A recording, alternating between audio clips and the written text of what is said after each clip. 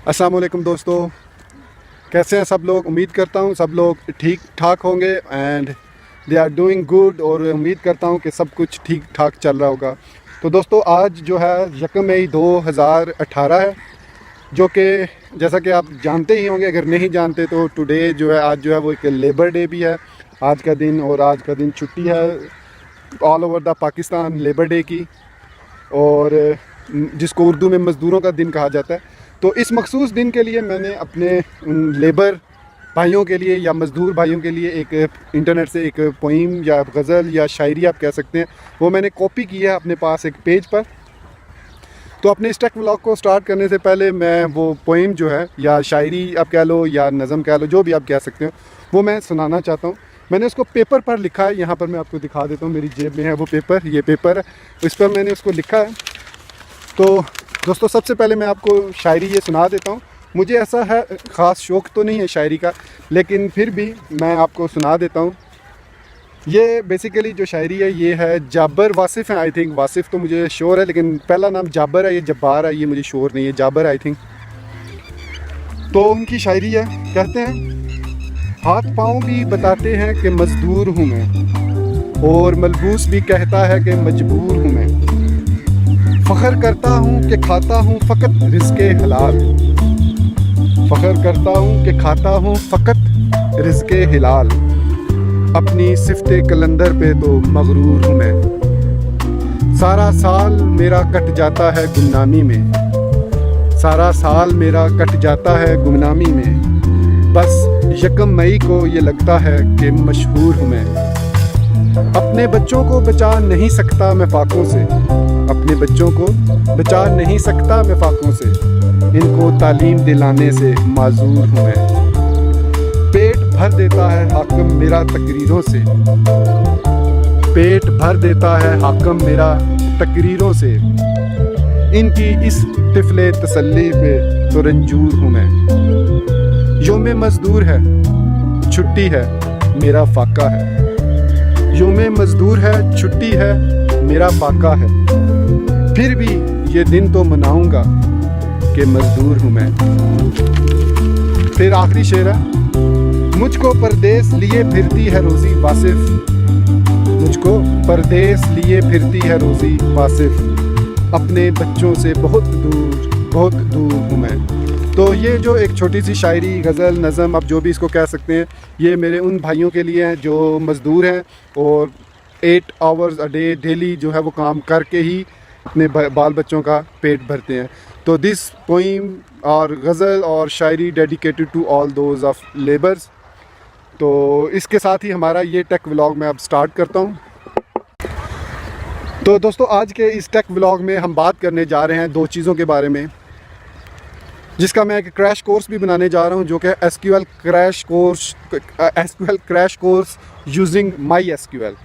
जी हाँ, SQL crash course using MySQL. तो इस क्रैश कोर्स का इंट्रोडक्शन मैं चाह रहा था कि मैं अपने इस व्लॉग में दे दूँ आप लोगों को। तो बेसिकली माई एसक्यूएल और जो एसक्यूएल है वो 2 डिफरेंट टेक्नोलॉजीज़ हैं, 2 डिफरेंट चीज़ें जिनको अक्सर जो हमारे दोस्त हैं, हमारे भाई हैं, वो मिक्स अप कर देते हैं और कंसीडर करते हैं कि ये जैसे एक ही चीज़ के 2 नाम हैं, लेकिन ऐसा नहीं है। जो माई एसक्यूएल है वो एक डिफरेंट चीज़ है और जो एसक्यूएल है वो एक टोटली डिफरेंट चीज़ है। तो सबसे पहले हम बात करते हैं माई एसक्यूएल की। तो दोस्तों जान लीजिए कि माई एसक्यूएल हमारे पास एक डेटाबेस सर्वर है, जिसके अंदर हम डाटा, अपना जो भी डाटा होता है, जिस चीज़ का भी इंफॉर्मेशन होती है, वो हम उसके अंदर स्टोर कर सकते हैं और वक्त पड़ने पर उसको वहाँ से निकाल भी सकते हैं। तो यहाँ पर एक वर्ड मैंने यूज़ किया, डेटाबेस है। तो बहुत से दोस्त परेशान होंगे भैया अब ये डेटाबेस क्या होता है।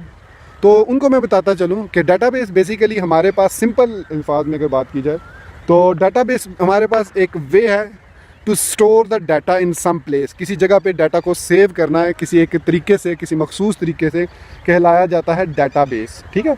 तो जिस तरीके से आप अपने कंप्यूटर में फाइल्स एंड फोल्डर्स बना के डाटा को सेव करते हैं, मतलब आप फ़ोल्डर्स बनाते हैं, फिर उसमें कुछ फाइल्स रखते हैं, फिर इसी तरीके से, सॉरी ये देखो मेरी कमीज़ जो है वो ये यहाँ पर अटक गई है। तो इसमें हम जो है वो डाटा बेस में डाटा स्टोर करते हैं। तो मैं कह रहा था कि क्या कह रहा था मैं, आई जस्ट फॉरगॉट। तो जिस तरीके से हम जो है फोल्डर्स में डाटा अपना सेव करते हैं, अपनी फाइल्स, वीडियोस, सॉन्ग्स एक्सेट्रा, इसी तरीके से जब हम कोई यूज़फुल इंफॉर्मेशन किसी टेबुलर फॉर्म में सेव करते हैं, जिस तरीके से अगर आपने एक्सेल को यूज़ किया हो, माइक्रोसॉफ्ट एक्सेल को, तो उसमें हमें रोज़ एंड कॉलम्स मिलते हैं। तो बेसिकली डाटाबेस के अंदर हम टेबल्स क्रिएट करते हैं और फिर उन टेबल्स के अंदर हम डाटा को सेव करते हैं। ये सिंपलेस्ट इसकी डेफिनेशन है डाटाबेस की। तो डाटाबेस में हम जो है टेबल्स क्रिएट करते हैं और फिर उन टेबल्स में रोज़ एंड कॉलम्स में हम डाटा को सेव करते हैं। तो ये है हमारे पास डाटाबेस। तो मैं बात कर रहा था MySQL की। तो MySQL हमारे पास एक डाटाबेस सर्वर है, ठीक है। एक ऐसा सर्वर है, या जिस तरीके से आपके कंप्यूटर में हार्ड ड्राइव होती है, तो ये एक ऐसा सर्वर है जिसके अंदर हम डाटा को रोज़ एंड कॉलम की शेप में सेव करते हैं और फिर बाद में ज़रूरत पड़ने पर उसको रिट्रीव भी कर लेते हैं। तो अब आपने सोचा होगा कि भाई ठीक है, हम इसमें सेव कर सकते हैं, लेकिन किस तरीके से सेव कर सकते हैं और कैसे हम उसको वहाँ से ज़रूरत पड़ने पर निकाल सकते हैं। तो दोस्तों यहाँ पर आता है हमारा जो हमारी दूसरी टर्म है SQL। SQL बेसिकली आप समझ लें, इसको एक स्ट्रक्चर्ड क्यूरी लैंग्वेज है। जिस तरीके से हमारे पास डिफरेंट प्रोग्रामिंग लैंग्वेजेस हैं, जैसे कि PHP है, जावा है, या इस तरह की दूसरी तीसरी प्रोग्रामिंग लैंग्वेजेस हैं, इसी तरीके से हमारे पास एक प्रोग्रामिंग लैंग्वेज तो खैर नहीं कहूँगा, इसको क्यूरी लैंग्वेज कहा जाता है। जिस तरीके से HTML को एक मार्कअप लैंग्वेज कहा जाता है, प्रोग्रामिंग लैंग्वेज नहीं कहा जाता, इसी तरीके से हम SQL को क्यूरी लैंग्वेज, और ये स्ट्रक्चर्ड क्यूरी लैंग्वेज होती है। मतलब इसका एक मखसूस स्ट्रक्चर होता है, इसका एक मखसूस फॉर्मेट होता है, जिसके ज़रिए हम इसमें से डाटा, इसकी मदद से अपनी MySQL के डाटाबेस सर्वर में डाटा को ना सिर्फ स्टोर कर सकते हैं, बल्कि ज़रूरत पड़ने पर हम वहाँ से डाटा को फेच भी कर सकते हैं। So this is the simplest example और explanation of MySQL and SQL। अब SQL जैसा कि हमें प्रोवाइड करता है काफ़ी सारी कमांड्स, जिनको हम यूज़ करते हुए हम जो है डाटा को ना सिर्फ सेव कर सकते हैं, बल्कि डिलीट भी कर सकते हैं, अपडेट भी कर सकते हैं और न्यू डाटा इंसर्ट भी कर सकते हैं। ये सब चीज़ें हम सीखेंगे अपने आने वाले क्रैश कोर्स में, जिसका मैंने नाम आपको ऑलरेडी बता दिया है कि SQL क्रैश कोर्स होगा यूजिंग MySQL। तो आप कह रहे होंगे कि साथ मैंने सिर्फ MySQL क्यों यूज़ किया, तो मैं बताता चलूँ, यहाँ पर हमारे पास ना सिर्फ MySQL है, बल्कि इसके अलावा भी हमारे पास काफ़ी सारे डाटाबेस सर्वर मौजूद हैं, जिनको हम यूज़ करना चाहें तो यूज़ कर सकते हैं। जिनमें हमारे पास Oracle भी है, एक डाटाबेस सर्वर है, फिर उसके बाद हमारे पास Postgres है, फिर इसी तरीके से SQL है, माइक्रोसॉफ्ट का MS SQL सर्वर है। तो ये सब बेसिकली हम यूज़ कर सकते हैं डाटा को स्टोर करने के लिए, और उसको रिट्रीव करने के लिए हम जो है SQL को यूज़ करते हैं, स्ट्रक्चर्ड क्यूरी लैंग्वेज को। ये लैंग्वेज अगर आप सीख जाते हैं तो ये ऑलमोस्ट सेम होती है हर डाटाबेस सर्वर के लिए, विद लिटिल बिट मॉडिफिकेशन, जिनको हम डिस्कस करना यहाँ पर हमारा मकसद नहीं है। उसको हम डिस्कस करेंगे जब हम कंपैरेटिव करेंगे, जब हम कंपैरिजन करेंगे वर्सेस, मतलब MS SQL versus MySQL, MS SQL versus Postgres। तो हमारा ऐसा कोई मकसद नहीं है यहाँ पर। चूँकि हमारा जो चैनल है वो मखसूस है PHP Node.js के लिए, तो उसमें हाँ Node.js की बात आई तो मैं बताता चलूँ, MongoDB भी हमारे पास एक डाटाबेस सर्वर है, लेकिन जो MongoDB है वो NoSQL डाटाबेस सर्वर है। अब आप कहेंगे कि भाई NoSQL क्या होता है, तो इसका मतलब होता है कि इसमें ना सिर्फ SQL, मतलब नॉट ओनली SQL, बल्कि हम कुछ और तरीक़ों से भी डाटा को फेच कर सकते हैं। उसके लिए अगर आप मेरी वो सीरीज़ देख लें Node.js फॉर बिगनर्स की, तो उसमें मैंने ये चीज़ जो है ये काफ़ी अच्छे तरीके से इस चीज़ को एक्सप्लेन किया है। अगर आप वो देख लें तो आई एम श्योर आप काफ़ी अच्छे तरीके से इसको समझ जाएंगे। अच्छा, यहाँ पर मैं एक और चीज़ बताता चलूँ कि आज का ये मेरा व्लॉग जो है, मैं अकेला आया हूँ इस वॉक पे, मेरे साथ लेसी नहीं है। अगर आप लोग नहीं जानते कि लेसी कौन है, जो न्यू हैं या जो फर्स्ट टाइम ये व्लॉग देख रहे हैं, तो उनको बताता चलूँ कि मैं इवनिंग वॉक पे, ये जो मेरी इस वक्त इवनिंग वॉक है, इस पे मैं अपने लेसी, जो मेरा कुत्ता है, जिनको घर पे हमने रखा हुआ है हिफाजत के लिए, कह सकते हैं आप, कोई इसको हमने शौकिया नहीं रखा हुआ, हिफाजत के लिए रखा हुआ है, तो उसको मैं साथ लेकर आता हूँ वॉक पे इस टाइम मोस्टली। लेकिन 2-3 दिन पहले उसके पाँव के दरमियान में, पिछले पाँव के दरमियान में जो है एक शीशा कट लग गया था शीशे से, जिसका ज़ख्म काफ़ी ज़्यादा था और वो अभी तक फुली, मतलब पूरे तरीके से सही नहीं हो सका, तो जिसकी वजह से अभी मैं पर्सनली अवॉइड करता हूँ उसको अपने साथ यहाँ लाने पे। तो इसलिए आज भी मैं ये व्लॉग जो है ये अकेला ही बना रहा हूँ। हालांकि मैं सोच रहा था कि घर पे ही बना लूँ, लेकिन फिर मैंने सोचा नहीं, जो एक रूटीन चल रही है तो उसको चलने दिया जाए। इसके अलावा जो आज लेबर डे भी था, तो इस पर भी मैं बात करना चाह रहा था। थोड़ा सा एक शायरी जो मैंने इंटरनेट से ही डाउनलोड किया डेफिनेटली, लेकिन मुझे अच्छी लगी। इसमें मज़दूर को सही तरीके से या लेबर को सही तरीके से रिप्रेजेंट किया गया मेरे पॉइंट ऑफ व्यू से। तो वो शायरी मैंने आपके सामने पेश की। मुझे ज़रूर बताइएगा कि आपको कैसी लगी। मुझे इतना शौक़ नहीं है शायरी का, और ना ही मुझे शेर बोलना अच्छे तरीके से आता है।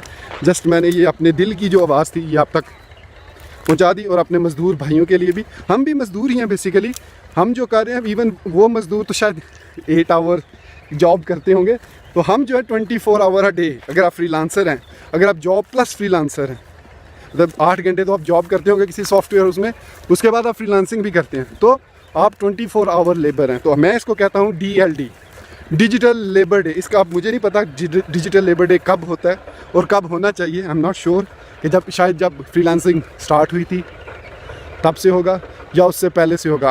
I don't know, I am not sure.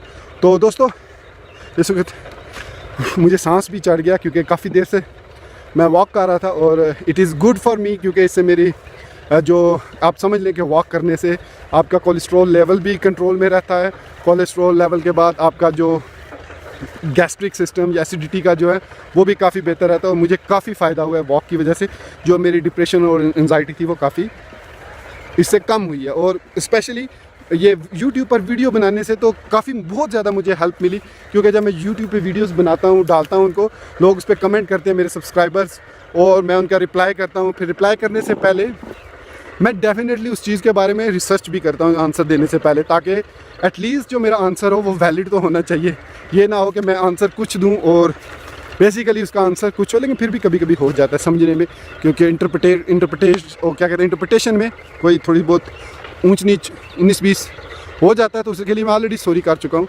तो दोस्तों ये व्लॉग अब काफ़ी लंबा हो चुका है, और मैं उम्मीद करता हूँ कि आपको MySQL और SQL में डिफरेंस पता चल गया होगा, और आप बस मेरी सीरीज़ का वेट कीजिए। बहुत जल्द शुरू होने वाला सीरीज़ नहीं होगी, क्रैश कोर्स होगा, सिंगल वीडियो होगी, जिसमें हम तमाम SQL की कमांड्स को स्टडी करेंगे और देखेंगे कि किस तरीके से हम MySQL को इंस्टॉल कर सकते हैं, फिर MySQL को कनेक्ट कर सकते हैं। दोनों वे में देखेंगे, अपनी लोकल मशीन पर भी और लाइव सर्वर पर भी, cPanel पर भी।